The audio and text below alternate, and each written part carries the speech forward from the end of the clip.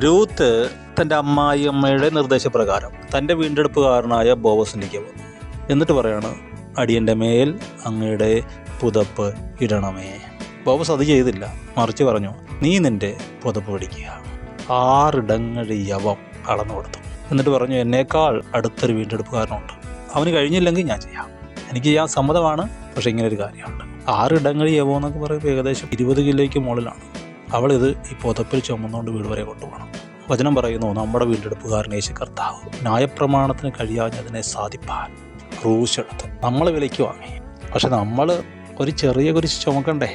At least നമ്മുടെ വീണ്ടെടുപ്പുകാരൻ ഇവനാണ് എന്ന് പരസ്യമായിട്ട് പറയാൻ ലജിക്കാമോ?